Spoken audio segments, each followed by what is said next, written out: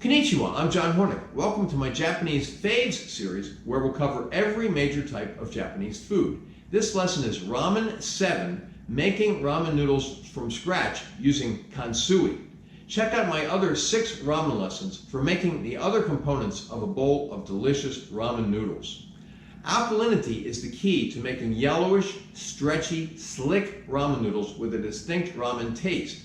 In Japan, the alkalinity comes from using Kansui, also known as lye water, which is a solution of potassium carbonate and sodium bicarbonate.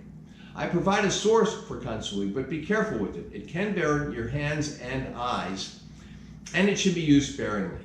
If you like your ramen noodles a bit more chewy, use a little bit more Kansui, and vice versa if you like less chewiness. In the great book, Ramen Obsession, the authors say that less chewy noodles pair better with richer broths, and that chewier noodles pair better with thinner broths. The master of food chemistry, Harold McGee, provides the method shown in my Ramen 3 Making Noodles from Scratch video for using baking soda to make a substitute for Kansui. The only other ingredient in ramen noodles, in addition to water, is flour. Some people add salt. I've also seen recipes calling for bread flour or a mixture of bread flour and all-purpose flour, but I use 100% AP flour in this lesson. Now let's go make some ramen noodles from scratch. Okay, so now we're going to make some ramen noodles from scratch using Kansui. All right, this is the Kansui. I provide a source in the notes. Okay, now what we want to do is take the Kansui. I've already measured it out. The amount is in the notes. And we want to put that into a 1 cup measuring cup. And then we want to add enough warm water to make up a full cup. Okay?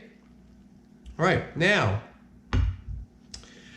I already have here in the bowl 3 cups of flour. We're going to pour that water and Kansui mixture into the flour, and then we're going to start to mix it. Now, it will not come together as a dough at this point. We want to get it to so it's kind of crumbly, and then we're going to turn it out onto the work surface and work it.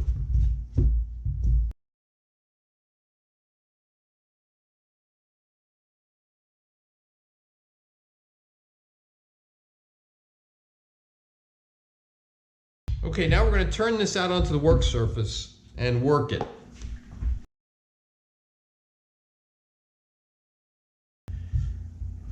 Now we're going to work this dough on the work surface till it starts to come together, okay? And then we're going to knead it for about 5 minutes. And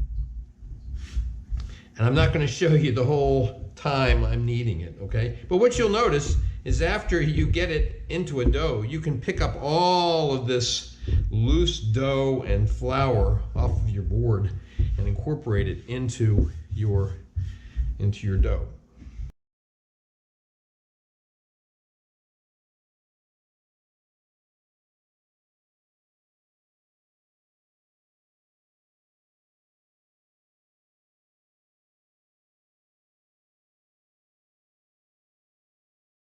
Okay, now our dough has come together, and now what we're going to do is we're going to knead it and roll it and push it for about 5 minutes. I'm not going to show you all of that, okay?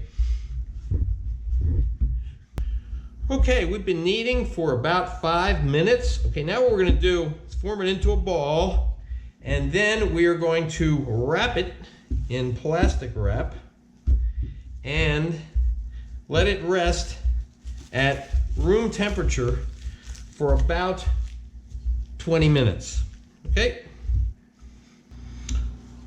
Okay, our dough has been resting at room temperature, wrapped in plastic for about 20 minutes. Now we're going to knead it again for about 5 minutes, okay? Now, same thing as before. If I have any little pieces of dough on the board here or any flour, I'm trying to pick that up.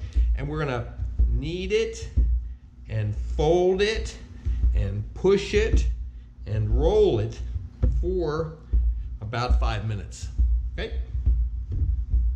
Okay, we have been kneading and pushing and pulling and folding for about 5 minutes. All right, now we're gonna take our plastic wrap again and we're gonna wrap it up And then we are going to rest it in the fridge for about an hour. Okay, our dough has been resting, wrapped in plastic in the fridge for about an hour. Now what we're going to do is portion it. We don't need all of this for what we're going to do with it tonight, okay? So, but what I want to do is I want to try to get, when I cut it into 3 pieces, which I'm going to do, I want them to be roughly the same size, okay? So I'm going to form this into kind of a brick, okay? So that when I cut it into 3 pieces, I have roughly the same size in the 3 pieces, all right? Okay, that looks pretty good. Now we're gonna see if we can get it roughly the same. All right, good. Now, one of these pieces we're going to use now, we're gonna roll it out into noodles. The other 2, wrap them in plastic for another use, okay? All right, now we're gonna roll out our ramen dough, and I've taken one of those pieces of ramen dough and I've pressed it into kind of a flat rectangle. And I wanna get it as thin as I can, you know, like around 3/8 of an inch to 1/2 an inch, because the ramen dough is pretty springy, okay? Kind of elastic. So we don't want it to get stuck going through the rollers of the pasta machine. So I've pressed it as much as I can. I've scattered a little bit of flour here on my work surface. Not as much as I'd like, but it's hard with the camera in the way. So now we're going to roll it through the pasta machine on setting number 1. Okay, we're going to fold it over on itself and then do it again. And when you're so we're going to press it again down to be, you know, about 1/2 an inch to 3/8 of an inch to 1/2 an inch thick. Try not to have any big lumps in there because they can get stuck going through the rollers. Okay. So we're going to run it through the rollers again, and if you notice any lumps that are starting to get caught in the rollers, just press them into the rollers so they can pass through more easily. Okay? All right, good. Now we're going to roll this out to number 6.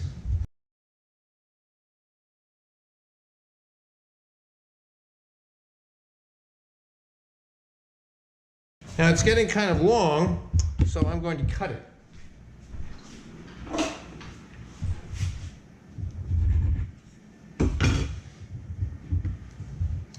Now we'll roll it, that was number 4, now we're going to roll it number 5 and number 6.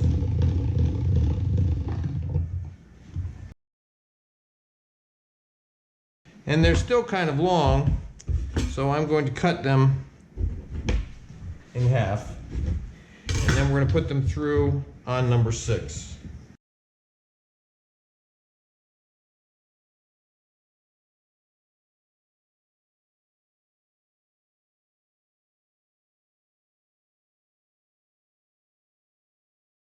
Okay, now I've taken a sheet pan, prepared that with some flour on the sheet pan. Now we're going to take our cutter and mount it on the pasta machine. And then we're going to run those sheets of ramen dough through on in the linguine cutter.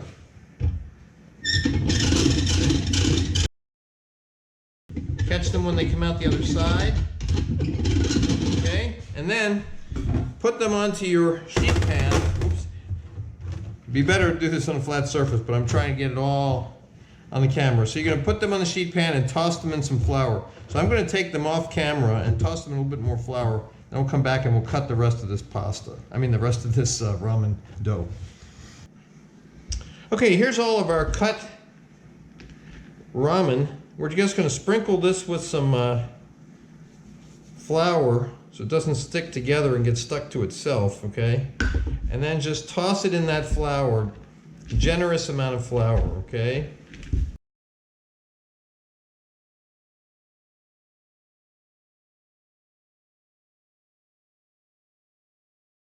Okay, our ramen is ready to cook. Okay, now it's time to cook our noodles. But before we do, I want to have another pot and a strainer standing by. Why do we do that? Because ramen noodles are slippery. And So what we're going to do is we're going to cook them in. If you had a colander in here, they'd probably go through the holes. Some of them would go through the holes in the colander and escape. So we're not using a colander in our pasta pot here.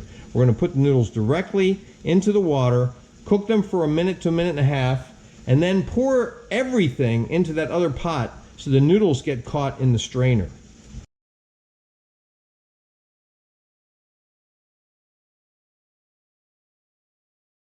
Okay, it's been about a minute, but somewhere between a minute and a half. We're going to pour all of our water through the strainer so we get all the noodles, okay? Then